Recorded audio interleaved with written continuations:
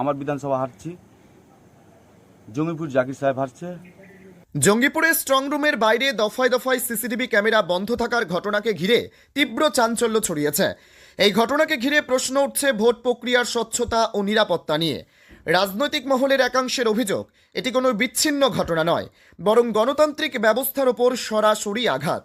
এই প্রেক্ষাপটে তৃণমূল কংগ্রেসের প্রার্থী বাইরন বিশ্বাস সরব হয়ে বিষয়টির তীব্র প্রতিবাদ জানান। তিনি বলেন, স্ট্রং রুমের মতো গুরুত্বপূর্ণ জায়গায় ক্যামেরা বন্ধ থাকা অত্যন্ত উদ্বেগজনক এবং এর পুঙ্খানুপুঙ্খ তদন্ত হওয়া জরুরি।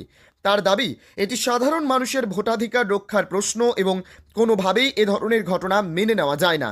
তিনি আরও অভিযোগ করেন, ভোটের ময়দানে জনসমর্থন হারিয়ে কিছু শক্তি এখন গোপন পথে ফলাফল প্রভাবিত করার চেষ্টা করছে। তবে বাংলার মানুষ সচেতন, তারা সবকিছু লক্ষ্য করছে এবং সময় মতো এর জবাব দেবে বলেও তিনি জানান। এদিকে এই ঘটনাকে কেন্দ্র করে প্রশাসনের ভূমিকা নিয়েও প্রশ্ন উঠতে শুরু করেছে। বিরোধী দলগুলিও স্বচ্ছ তদন্তের দাবি তুলেছে। পরিস্থিতি ক্রমেই রাজনৈতিকভাবে উত্তপ্ত হয়ে উঠছে এবং এখন নজর প্রশাসনের পরবর্তী পদক্ষেপের দিকে। বিশেষজ্ঞদের মতে, গণতন্ত্রের মূল ভিত্তি হল অবাধ ও সুষ্ঠু নির্বাচন। তাই এ ধরনের অভিযোগের নিরপেক্ষ তদন্ত এবং প্রয়োজনীয় ব্যবস্থা গ্রহণ করা অত্যন্ত জরুরি, যাতে মানুষের আস্থা অটুট থাকে। আপনারা সকলে জানেন যে সাগরদিঘিতে একটা সেন্ট্রাল ফোর্সের সঙ্গে আমার ছোটো মোটো ঝামেলা হয়, আমি বিস্তারিত যাচ্ছি না। দ্বিতীয়ত, শামশেরগঞ্জে ভোট দিতে যাওয়ার সময় ওখানেও ঝামেলা হয়, আমি ওটাও বিস্তারিত যাচ্ছি না। এখন প্রথমে আমি যখন এলাম তখন আমি কটা বাজে, যখন প্রথম আসি 10টার সময় এসে দেখছি শুধু সেন্ট্রালের সিসিটিভি গেটের ভেতরে, যেখান থেকে আমরা দেখতে পাচ্ছি না কোন বিধানসভার কোনটা ছবি, একটা সেন্টার রয়েছে। প্রথম কথা, আমি চার্জ করলাম যে বাইরে এলসিডি নেই কেন, গেটের বাইরে, ভেতরে তো ঢুকতে দেবেন না, ঠিক আছে আপনাদের রুলস প্রোটোকল আমরা মানি আর মানবো, সংবিধানের বাইরে নয়, আমরা সংবিধান মেনেই চলবো। যেটা গভর্নমেন্ট, সেন্ট্রাল গভর্নমেন্ট করে দিয়েছে ওটাই মানবো আমরা।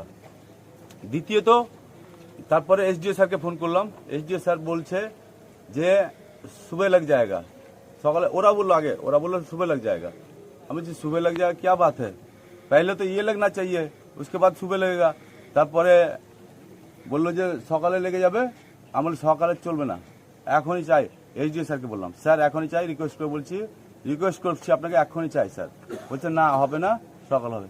আমি এসডিও স্যারকে বললাম যখন, যে যদি আপনি প্রার্থী হতেন, আপনি ক্যান্ডিডেট হতেন, তা আপনি সকাল পর্যন্ত ওয়েট করতে পারতেন স্যার। তখন বললো এসডিও স্যার, বলছে আধ ঘন্টার মধ্যে আমি ইনস্টল করিয়ে দিচ্ছি। এসডিও স্যার খুব ভদ্রলোক, খুব ভালো মানুষ, এরকম এসডিও আমি জীবনে দেখিনি। ওনার সঙ্গে মানে কি বলবো, এত ভালো মানুষ ওনাকে আমি দেখিনি। এসডিও স্যার খুবই ভদ্রলোক, জেন্টেলম্যান। এসডিও স্যার আধ ঘন্টার মধ্যে ইনস্টল করলো। তারপর আমি এসডিও স্যারের সঙ্গে কথা বলে বাড়ি চলে গেলাম। আমাকে 1:30 নাগাদ আমার ছেলেরা, না 1টা নাগাদ আমার ছেলেরা ফোন করে। তারপরে বলছে, ওরা বললো যে 1:05 না রে, 11:17 17 মিনিট ক্যামেরা অফ। 2 নম্বর কটাতে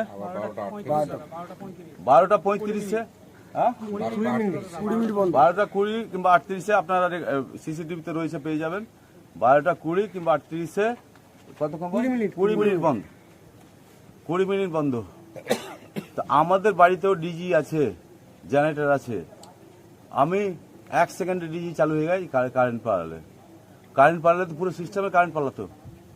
এখন টেকনিক্যাল ফল্ট বলছে না, টেকনিক্যাল ফল্ট না, এটা ওই ফল্ট, দিল্লি ফল্ট, এটা টেকনিক্যাল ফল্ট না।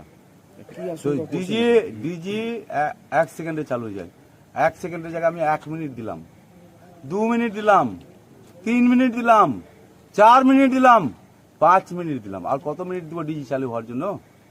টেকনিক্যাল ফল্ট সব বুঝি আমরা, সব বুঝি। ভোটের আর দরকার নেই বাংলায়, ভোট আর চলবে না বাংলায়, আর ভোট চলবে। আমি আমার বিধানসভা হারছি, জঙ্গিপুর জাকির সাহেব হারছে, শামশেরগঞ্জ নূর আলম হারছে, ফারাক্কা ওই আমাদের আমিরুল হারছে। রাজ্যের খবর আমি বলতে পারবো না, রাজ্যের খবর আমাদের ক্যামেরা স্ট্রিট জানে, আর সেন্ট্রাল ফোর্স তো ভালো করে জানে।